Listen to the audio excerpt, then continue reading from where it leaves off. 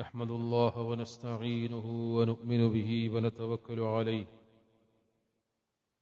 ونعوذ بالله من شرور أنفسنا ومن سيئات أعمالنا من يهد الله فهو المهتدي ومن يضلل فلن تجد له وليا مرشدا أشهد أن لا إله إلا الله وحده لا شريك له وأشهد أن محمدا عبده ورسوله أرسله بالهدى ودين الحق ليظهره على الدين كله ولو كره المشركون اللهم صل على محمد وعلى آل محمد كما صليت وباركت على إبراهيم وعلى آل إبراهيم إنك حميد مجيد أما بعد فإن خير الحديث كتاب الله وخير السنن سنن محمد صلى الله عليه وسلم وشر الأمور محدثاتها وكل محدثة بدعة يا أيها الذين آمنوا اتقوا الله حق تقاته ولا تموتن إلا وأنتم مسلمون يا أيها الذين آمنوا اتقوا الله وقولوا قولا سديدا يصلح لكم أعمالكم ويغفر لكم ذنوبكم ومن يطع الله ورسوله فقد فاز فوزا عظيما സഹോദരന്മാരെ സഹോദരികളെ, സൃഷ്ടാവും പരിപാലകനുമായ അല്ലാഹുവിൻ്റെ ആജ്ഞാനിർദ്ദേശങ്ങളും വിധിവിലക്കുകളും സൂക്ഷിക്കണമെന്ന് ഓർമ്മപ്പെടുത്തുകയാണ്, ഉണർത്തുകയാണ്. അല്ലാഹുവിൻ്റെ ദീനിൽ അടിയുറച്ചു നിൽക്കുവാനും ഈമാനോടുകൂടി ഈ ലോകത്തോട് വിട പറയുവാനും അവൻ നമ്മെ അനുഗ്രഹിക്കുമാറാകട്ടെ. നമ്മൾ എപ്രകാരമാണ് ജീവിക്കുന്നത് എന്നതുപോലെ തന്നെ, അല്ലെങ്കിൽ അതിനേക്കാൾ പ്രധാനമാണ് ഏത് രീതിയിലാണ് ഈ ലോകത്തോട് വിട പറയുന്നത് എന്ന കാര്യം. സാധാരണയായി പര്യവസാനം നന്നാക്കി തീർക്കുക, ആഖിബത്ത് അവസാനം നന്നാക്കി തീർക്കുക എന്നത് വളരെ പ്രധാനപ്പെട്ട ഒരു കാര്യമായി നമ്മൾ പറയുകയും പ്രാർത്ഥിക്കുകയും ചിന്തിക്കുകയും ആഗ്രഹിക്കുകയും ഒക്കെ ചെയ്യുന്ന കാര്യമാണ്. ആ അർത്ഥത്തിലെല്ലാം വളരെ പ്രധാനപ്പെട്ട ചില കാര്യങ്ങൾ നാം ഓർത്തുവെക്കേണ്ട ഒരു സമയത്താണ് ഇപ്പോൾ നമ്മളുള്ളത്. വിശുദ്ധ ഇസ്ലാമില് പ്രത്യേകമായി പവിത്രത കൽപ്പിക്കപ്പെട്ട മാസങ്ങളുടെ കൂട്ടത്തിൽപ്പെട്ട ദുൽഹിജ്ജ മാസം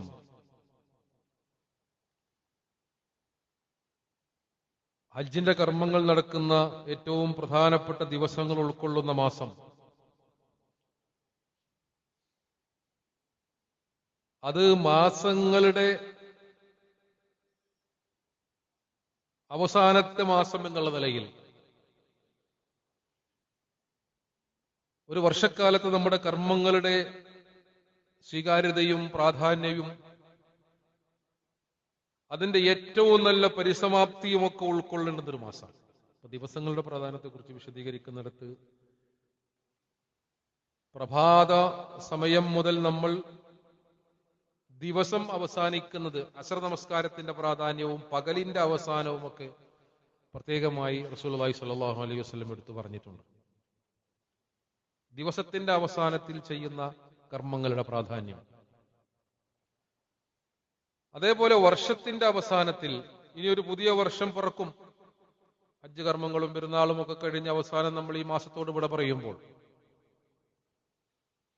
അപ്പൊ അങ്ങനെ ഒരു വർഷക്കാലത്തിന്റെ പരിസമാപ്തി കുറിച്ചുകൊണ്ട് എല്ലാ കർമ്മങ്ങളെയും കൂടുതൽ ഓജസ്സുള്ളതാക്കുവാനും തേജസ്സുള്ളതാക്കുവാനും കൂടുതൽ ശ്രദ്ധയോടുകൂടി നിർവഹിക്കുവാനും ഒക്കെ അള്ളാഹു പ്രത്യേകമായി നമുക്ക് ഒരുക്കി തന്ന ഒരു അവസരമാണ് ദുൽഹിജ്ജയിലെ പ്രത്യേകിച്ച് ആദ്യത്തെ 10 ദിവസങ്ങൾ. വിശുദ്ധ ഖുർആൻ സൂറ ആലു ഇമ്രാനിലെ 133-ാമത്തെ ആയത്തിൽ പറഞ്ഞ കാര്യം നമ്മൾ പലപ്പോഴും അനുസ്മരിക്കാറുണ്ട്. സത്യവിശ്വാസികളെ, നിങ്ങൾ അല്ലാഹുവിൽ നിന്നുള്ള പാപമോചനത്തിലേക്ക്, അതേപോലെ തന്നെ അവന്റെ സ്വർഗത്തിലേക്ക്, ആകാശഭൂമികളോളം വിശാലമായ അവന്റെ സ്വർഗത്തിലേക്ക് നിങ്ങൾ സാരിയോ, നിങ്ങൾ ധൃതിപ്പെട്ടു വരൂ എന്നാണ്. വസാരിയോ ഇലാ മഗ്ഫിറത്തിൻ മിർ റബ്ബിക്കും, റബ്ബിൽ നിന്നുള്ള മഗ്ഫിറത്തിലേക്ക്, വജന്ന, അവന്റെ സ്വർഗത്തിലേക്ക്, അർളുഹസ് സമാവാതു വൽ അർള്, അതിന്റെ വിശാലത ആകാശഭൂമികളോളം എന്ന് പറഞ്ഞാൽ നമുക്ക് മനസ്സിലാക്കാവുന്ന ഏറ്റവും വലിയൊരു വിശാലത പറഞ്ഞതേ ഉള്ളൂ. നമുക്ക് മനസ്സിലാക്കാവുന്ന ഏറ്റവും വലിയൊരു വിശാലത എന്താണ്? ആകാശഭൂമികളോളം. അപ്പൊ അത് നമ്മളൊക്കെ വിചാരിക്കുന്നതിനേക്കാളും അത്രയും വിശാലവും സുഖസമ്പൂർണങ്ങളുടെ, സുഖസമൃദ്ധിയുടെ, സമാധാനത്തിന്റെ ഗേഹവുമായ ദാറുസ്സലാം, ദാറുൽ ഖുൽദ്, നിത്യവാസത്തിന്റെ സ്വർഗം, അതിലേക്ക് നിങ്ങൾ ധൃതിപ്പെട്ടു വരൂ. ഉഇദ്ദത്തുൽ ലിൽ മുത്തഖീൻ, തഖ്വയുള്ള ആളുകൾക്ക്, ധർമ്മനിഷ്ഠ പാലിക്കുന്നവർക്ക് അല്ലാഹു അത് ഒരുക്കി വെച്ചിരിക്കുന്നു. അത് കരസ്ഥമാക്കുവാന് ഇസ്ലാമിൽ ഇങ്ങനെ പ്രത്യേകമായി റസൂലുള്ളാഹി പഠിപ്പിച്ച ചില പ്രത്യേകമായ സംഗതികളിൽപ്പെട്ട ദിവസങ്ങൾ എന്നുള്ള നിലയിലും, അതേപോലെ തന്നെ സൂറ അംബിയായിലെ 90-ാമത്തെ ആയത്തിൽ ഇന്നഹും കാനൂ യുസാരിഊന ഫിൽ ഖൈറാത്തി വയദ്ഊനനാ റഅബൻ വറഹബാ, പ്രവാചകന്മാരെ കുറിച്ച് പറഞ്ഞെടുത്ത് ഉത്തമമായ കാര്യങ്ങളിൽ ധൃതി കാണിക്കുന്നവരായിരുന്നു അവർ, ആശിച്ചുകൊണ്ട്. കണ്ടോ? യദ്ഊനനാ റഅബൻ വറഹബാ, അല്ലാഹുവിനോട് അവർ പ്രാർത്ഥിക്കുമ്പോ വലിയ പ്രതീക്ഷയോടുകൂടിയും ആശയോടുകൂടിയും പേടിച്ചുകൊണ്ടും. നമ്മളൊക്കെ കഴിഞ്ഞ കുറെ മാസങ്ങളായി പ്രാർത്ഥിച്ചുകൊണ്ടിരിക്കുക. നമ്മുടെ പ്രാർത്ഥനക്ക് അള്ളാഹു ഉത്തരം നൽകി എന്ന് നമ്മൾ വിശ്വസിക്കണം. ഇപ്പോ നമ്മുടെ രാജ്യത്തിന്റെ ഭാവിയെക്കുറിച്ചുള്ള ഏറ്റവും പ്രധാനപ്പെട്ട ഒരു വിഷയത്തിൽ ആശങ്കയോടുകൂടിയും പ്രതീക്ഷയോടുകൂടിയും അങ്ങനെ പ്രാർത്ഥിക്കണം. അതേപോലെ തന്നെ ആശിച്ചുകൊണ്ട് പ്രാർത്ഥിക്കണം. അള്ളാഹുവോട്, അള്ളാഹുവിനെ ഭയപ്പെട്ടുകൊണ്ടും പ്രതീക്ഷയോടുകൂടി പ്രാർത്ഥിക്കണം. അങ്ങനെ പ്രാർത്ഥിച്ചപ്പോൾ പടച്ചോൻ നമ്മുടെ പ്രാർത്ഥന കേട്ടു. ഈ രാജ്യം തന്നെ ഇല്ലാതായി തീരുമോ, ഇവിടുത്തെ ഫെഡറൽ ജനാധിപത്യ സംവിധാനങ്ങൾ എന്നേക്കുമായി നിലച്ചു പോകുമോ എന്നൊക്കെ ആശങ്കപ്പെടുന്ന ഒരു അവസ്ഥയിൽ നിന്ന് അള്ളാഹു നമുക്ക് സംരക്ഷണം നൽകിയില്ലേ? പ്രാർത്ഥനയുടെ ഫലം തന്നെയാണത് എന്ന് നമ്മൾ വിശ്വസിക്കണം. അപ്പൊ അങ്ങനെ പ്രവാചകന്മാരുടെ ഒരു രീതിയായി വിശുദ്ധ ഖുർആൻ എടുത്തു പറഞ്ഞു. നന്മയിലേക്ക് മുന്നിട്ട് വരാൻ പറഞ്ഞു. അങ്ങനെയൊക്കെ ഏറ്റവും കൂടുതൽ മുന്നിട്ട് വരേണ്ട 10 ദിവസങ്ങളെ കുറിച്ച് പ്രത്യേകമായി റസൂൽ സല്ലല്ലാഹു അലൈഹി വസല്ലം എടുത്തു പറഞ്ഞതിൽ റമദാനിലെ അവസാനത്തെ 10 ദിവസങ്ങളും ദുൽഹിജ്ജയിലെ ആദ്യത്തെ 10 ദിവസങ്ങളും മുഹറം മാസത്തിലെ 10 ദിവസങ്ങളും പ്രത്യേകമായി എടുത്തു പറഞ്ഞ ദിവസങ്ങളാണ്. വിശുദ്ധ ഖുർആനിലെ സൂറത്തുൽ ഫജ്റിൽ ആദ്യത്തെ ആയത്തുകളിൽ വൽ ഫജ്ർ, പ്രഭാതം തന്നെയാണ് സത്യം, ഫജ്ർ തന്നെയാണ് സത്യം, വലയാലിൻ അശ്ർ, 10 രാത്രികൾ തന്നെയാണ് സത്യം എന്ന് വിശുദ്ധ ഖുർആൻ പറഞ്ഞെടുത്ത് ഈ 10 രാത്രികൾ എന്നതുകൊണ്ട് അർത്ഥമാക്കുന്നത് ദുൽഹിജ്ജയിലെ ആദ്യത്തെ 10 ദിവസങ്ങളാകുന്നു എന്ന് മഹാന്മാരായ മുഫസ്സിറുകൾ, ഇബ്നു കസീർ റഹിമഹുള്ളാഹി പോലെയുള്ള മുഫസ്സിറുകൾ അൽ മുറാദ് ബിഹാ അശറ ദുൽഹിജ്ജ എന്ന് പറഞ്ഞിട്ടുണ്ട്. അതുകൊണ്ട് ഉദ്ദേശിക്കപ്പെടുന്നത് ദുൽഹിജ്ജയിലെ 10 ദിവസങ്ങളാകുന്നു. അപ്പൊ അള്ളാഹു സത്യം ചെയ്തു പറയാൻ ഉപയോഗിച്ച 10 ദിവസങ്ങൾ അതിന് പ്രാധാന്യമുള്ളതുകൊണ്ടാണല്ലോ. വയദ്കുറു ഇസ്മല്ലാഹി ഫീ അയ്യാമിൻ മഅലൂമാത്ത്, സൂറ ഹജ്ജിലെ 28-ാമത്തെ ആയത്തിൽ നിശ്ചിതമായ ദിവസങ്ങളിൽ അവന്റെ നാമം ഉച്ചരിച്ചുകൊണ്ട് എന്ന് പറഞ്ഞെടുത്ത് ഇബ്നു അബ്ബാസ് റളിയല്ലാഹു അൻഹു പറഞ്ഞത് ഇത് ആ 10 ദിവസങ്ങളാകുന്നു, ദുൽഹിജ്ജയിലെ 10 ദിവസങ്ങളാകുന്നു എന്ന് വിശുദ്ധ ഖുർആനിന്റെ പരാമർശങ്ങളെ ഉദ്ധരിച്ചുകൊണ്ട് മുഫസ്സിറുകൾ പറഞ്ഞു. ഈ 10 ദിവസങ്ങളിൽ ചെയ്യുന്ന കർമ്മങ്ങളുടെ ശ്രേഷ്ഠത മറ്റു ഒരു കർമ്മത്തിനുമില്ല എന്ന് റസൂലുള്ളാഹി സ്വല്ലല്ലാഹു അലൈഹി വസല്ലമ ഇമാം ബുഖാരി ഉദ്ധരിച്ച ഹദീസിൽ നമുക്കത് കാണുവാൻ കഴിയും. മൽ അമലു ഫീ അയ്യാമിൻ അഫ്ളലു മിൻ ഹാദിഹിൽ അശ്ർ. ഖാലു, അപ്പോൾ സഹാബികൾ ചോദിച്ചു, വലൽ ജിഹാദ്, ഒരാൾ ജിഹാദ് ചെയ്യുകയാണെങ്കിലോ? ജിഹാദ് എന്ന് പറഞ്ഞാൽ അയാളെ തന്നെ അള്ളാഹുവിന്റെ മാർഗത്തിൽ അവന്റെ ദീനിന് വേണ്ടി സമർപ്പിക്കുന്ന. റജുലൻ ഖറജ ബി മാലിഹി വനഫ്സിഹി ഫലം യർജി ബിശൈഇൻ, തന്റെ സമ്പത്തും ശരീരവും കൊണ്ട് അള്ളാഹുവിന്റെ മാർഗത്തിൽ ഇറങ്ങിപ്പുറപ്പെട്ട ഒരാൾ പിന്നെ തിരിച്ചു വന്നില്ല. അങ്ങനെയുള്ളവനൊഴികെ ബാക്കി ഒരു കർമ്മങ്ങളും ഇതോടൊപ്പം എത്തുകയില്ല എന്ന് റസൂലുള്ളാഹി സ്വല്ലല്ലാഹു അലൈഹി വസല്ലം പറഞ്ഞു. അതുകൊണ്ട് എന്ത് ചെയ്യണം? ഈ ദിവസങ്ങളിൽ ഈ പ്രത്യേകമായി എന്തെങ്കിലും ആഹഭാവാദികളോടുകൂടി എന്തെങ്കിലും ചെയ്യാണ്ടോ? അതില്ല. റസൂലുള്ളാഹി സ്വല്ലല്ലാഹു അലൈഹി വസല്ലം പറഞ്ഞു, നിങ്ങൾ എന്ത് ചെയ്യണം? ഫഅക്സിറൂ ഫീഹിന്ന മിനത്ത് തഹ്ലീലി വത്തക്ബീർ വത്തഹ്മീദ്. തക്ബീർ അധികരിപ്പിക്കുക, ഹംദ് അൽഹംദുലില്ലാഹ്, അല്ലാഹു അക്ബർ, തഹ്ലീൽ ലാ ഇലാഹ ഇല്ലല്ലാഹ്, ലാ ഇലാഹ ഇല്ലല്ലാഹ്, അല്ലാഹു അക്ബർ, സുബ്ഹാനല്ലാഹി വൽഹംദുലില്ലാഹി വലാ ഇലാഹ ഇല്ലല്ലാഹു അക്ബർ പോലെയുള്ള ദിക്റുകൾ. നോക്കൂ, നിങ്ങൾ ഹാജിമാര് ഇഹ്റാമിലേക്ക് പ്രവേശിച്ചു, ഉംറ നിർവഹിക്കുന്ന ഹാജിമാര് അവിടെ എത്തിക്കഴിഞ്ഞാൽ ആദ്യം ഉംറ നിർവഹിക്കുന്നവർ ഇഹ്റാമിലേക്ക് പ്രവേശിച്ചു കഴിഞ്ഞാൽ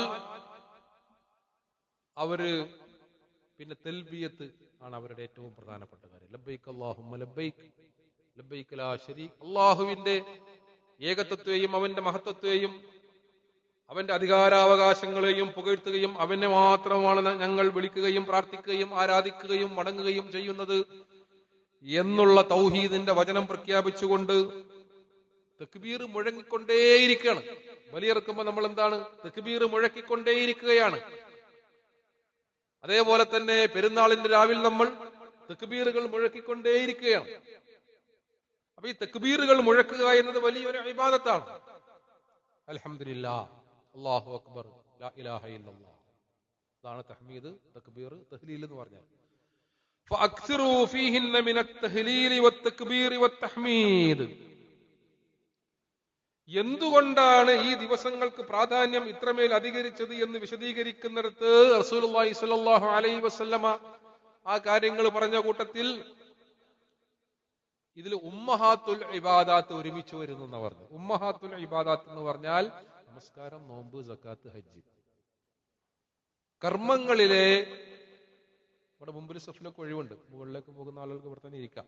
കുറച്ചുകൂടി പ്രതിഫലം കിട്ടുന്ന കാര്യമാണ്. ബാക്കിയുള്ളവരോട് കയറി നിന്നാൽ മതി. സത്യസാക്ഷ്യത്തിന് ശേഷം വരുന്ന 4 കർമ്മങ്ങൾ ഏതാണ്? നമസ്കാരം, നോമ്പ്, സക്കാത്ത്, ഹജ്ജ്. ഇത് 4ഉം വരുന്ന മാസമാണത്. നമസ്കാരം ഉണ്ടല്ലോ, ദുൽഹിജ്ജയിലെ ആദ്യത്തെ ദിവസങ്ങളിലൊക്കെ ഉണ്ട്. നോമ്പ് എന്ന് പറഞ്ഞാൽ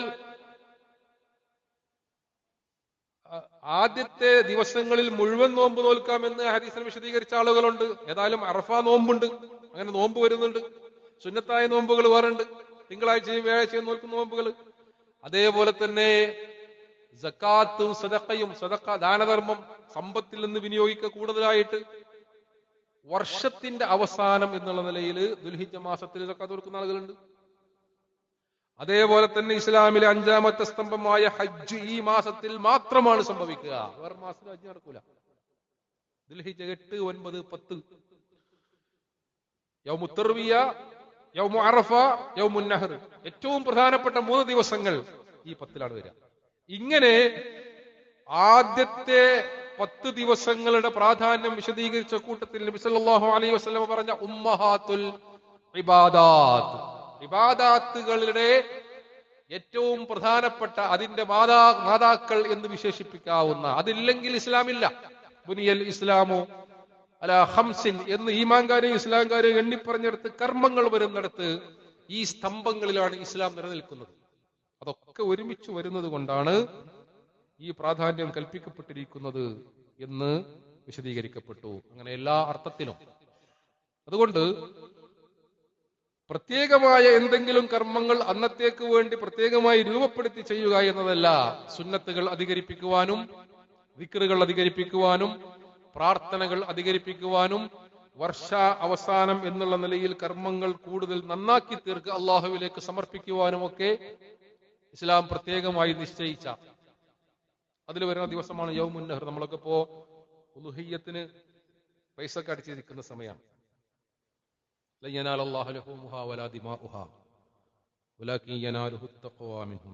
നിങ്ങളിലെ സൂക്ഷ്മതയാകുന്നു, തഖ്വയാകുന്നു അള്ളാഹുവിലേക്ക് എത്തുന്നത്.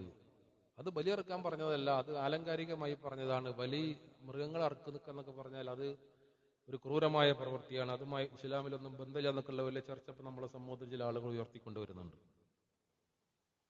സംശയലേശമന്യേ റസൂലുള്ളാഹി സ്വല്ലല്ലാഹു അലൈഹി വസല്ലം വിശദീകരിച്ച ഒരു കാര്യമാണ്. ഒരു വിശ്വാസിയെ സംബന്ധിച്ച് അത് കൂടുതൽ വിശദീകരിക്കേണ്ട ആവശ്യമില്ല. നമ്മുടെ നാട്ടിലൊക്കെ ഈ ഹഖീഖത്ത് അറുക്കുന്ന കുടുംബങ്ങൾ, ആളുകൾ, രക്ഷകർത്താക്കൾ, അതിനേക്കാളുമൊക്കെ ഏറ്റവും പ്രബലമായ ഒരു സുന്നത്ത് കൂടെയാണ്. അതിലപ്പോ ഒരു പോത്തിനൊക്കെ വാങ്ങി അതിപ്പോ 1,00,000 ആയാലും വേണ്ടില്ല, 80,000 ആയാലും വേണ്ടില്ല, തറവാട്ടിന് മോശമാണ്, നാട്ടുകാർ കാണാൻ വേണ്ടി ചിലപ്പം ആ ബലിമൃഗത്തെ അങ്ങാടിയിൽ കൂടെ ഒന്ന് കൊണ്ടുപോയി 4 ആളെ കാണിച്ച്, അത് ഇസ്ലാമിൽ റിയാ എന്നാണ് പറയുക. റിയാ എന്ന് പറഞ്ഞാൽ ആളുകൾ കാണുന്നതിന് വേണ്ടി ചെയ്യുന്നതിനാണ് റിയാ എന്ന് പറയുന്നത്, ലോകമാന്യം. അത് ആരുടെ പ്രീതിക്ക് വേണ്ടിയാ ചെയ്യുന്നത്? നാട്ടുകാരുടെ പ്രീതിക്ക് വേണ്ടിയാണ്, അമ്മോഷൻ തൃപ്തിപ്പെടാനാണ്, ഭാര്യ ദേഷ്യപ്പെടാതിരിക്കാനാണ്, കുടുംബക്കാർക്ക് നല്ല അഭിമാനം ഉണ്ടാകാൻ വേണ്ടിയാ. അതുകൊണ്ട് അവരുടെ പ്രീതിക്ക് വേണ്ടി ചെയ്യുന്നത് കൊണ്ട് അതിൽ നിന്ന് പ്രതീക്ഷിക്കുന്നത് അള്ളാഹുവിന്റെ പ്രീതിയല്ല. അതുകൊണ്ടാണ് റിയാഇനെ നബി സല്ലല്ലാഹു അലൈഹി വസല്ലം ഗോപ്യമായ ശിർക്ക് എന്ന് പറയാൻ കാരണം. അവിടെ ആരെ പ്രീതിയെ പ്രതീക്ഷിക്കുന്നത്? പടച്ചവന്റെ പ്രീതിയല്ല, നാട്ടുകാരെ പ്രീതിയാണ്. അപ്പൊ പങ്ക് എങ്ങോട്ട് പോയി? റൂട്ട് മാറിപ്പോയി.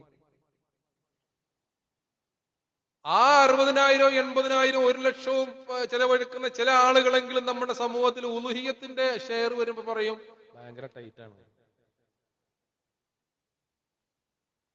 അപ്പൊ ആ ടൈറ്റ് എന്നുള്ള വാക്കിന് നമ്മൾ പിശുക്കുന്ന അർത്ഥം വെക്കേണ്ടില്ല. അതിനേക്കാൾ പ്രബലമായ സുന്നത്താണ് ഇത് എന്ന് നബി സല്ലല്ലാഹു അലൈഹി വസല്ലം പറഞ്ഞു. മഹാനായ പ്രവാചകൻ ഇബ്രാഹിം നബി അലൈഹി ഇസ്ലാമിന്റെ മില്ലത്തിൽ നമ്മൾ നിർവഹിക്കേണ്ടുന്ന ഒരു കർമ്മമാണത്. യൗമുൻ നഹർ എന്ന് പ്രത്യേകമായി പേര് വിളിക്കപ്പെട്ട ദിവസമാണ് ദുൽഹിജ്ജ 10 എന്ന് പറഞ്ഞാൽ. ഹാജിമാരെല്ലാവരും മിനയിൽ സമ്മേളിച്ചുകൊണ്ട് എല്ലാ ഹാജിമാരും ആരാധനാ കർമ്മങ്ങളിൽ മുഴുകുമ്പോൾ നമ്മൾ ബലിയറുക്കുന്ന പെരുന്നാൾ ദിവസമാണ്. അത് ചെറിയൊരു ആരാധനാ കർമ്മമല്ല. പിന്നെ സ്വാഭാവികമായും നമ്മുടെ നാട്ടിലുണ്ടായ ചില സംഗതികളിലൂടെയൊക്കെ അതിന്റെ ഗൗരവം ചോർന്നു പോയിട്ടുണ്ട് എന്നത് വേറെ കാര്യം. നമ്മൾ തിരിച്ചു പിടിക്കണം. അത് നമ്മൾ ഷെയർ കൊടുക്കുക, പിന്നെ നമ്മൾ ഒരു ബക്കറ്റായിട്ട് അതിന്റെ മാംസം വാങ്ങാൻ പോകുക എന്നുള്ളതല്ല. നമ്മളതിൽ പങ്കാളികളാവുക. ബലിമൃഗത്തെ അറുക്കുന്ന സമയത്തും അതിന്റെ മാംസം അതേപോലെ തന്നെ തയ്യാറാക്കുന്ന സമയത്തും അത് വിതരണം ചെയ്യുന്ന സമയത്തും അതിനെ അറുക്കുന്ന സമയത്ത് തക്ബീർ മുഴക്കി അതിൽ പങ്കാളികളാവുക. ആ തഖ്വയോടുകൂടി ചിലയിടത്തൊക്കെ അറുക്കുമ്പോഴൊക്കെ അതൊരു ഹരമായി, തമാശയായി, അങ്ങനെ ആഘോഷമായി അതൊക്കെ ഫോട്ടോ എടുത്ത് ഫേസ്ബുക്കിലും വാട്സാപ്പിലും ഇൻസ്റ്റാഗ്രാമിലും ഇടാനുള്ളതല്ല. അതൊക്കെ ഇതിൽ വരും. നിങ്ങളിലുള്ള സൂക്ഷ്മതയാകുന്നു അള്ളാഹു പരിശോധിക്കുന്നത്. നിങ്ങൾ ഷെയർ എത്ര വലുതെടുത്തു എന്നുള്ളതിനേക്കാൾ കൂടുതൽ അതൊക്കെ നമ്മൾ സാന്ദർഭികമായി സൂക്ഷിക്കേണ്ട കാര്യങ്ങളാണ്. ദുൽഹിജ്ജ പറന്നു കഴിഞ്ഞാൽ മുടിയും നഖവും ഒക്കെ നെയ്യത്ത് വെച്ച ആളുകൾ, ബലിയിറക്കുന്ന ആളുകൾ മുടിയും നഖവും ഒക്കെ നീക്കാൻ പാടില്ല. പിന്നെ ഇന്നിപ്പോ നമ്മുടെ നാട്ടിൽ നമ്മുടെ പിന്നെ കലണ്ടർ കാഴ്ച പ്രകാരം ഇന്നലെ മാസപ്പിറവി ഇവിടെ ഇല്ലാത്തത് കൊണ്ട് ദുൽഹിജ്ജ പറന്നു കഴിഞ്ഞാൽ ഇന്നുകൂടെ അവസരം കിട്ടും.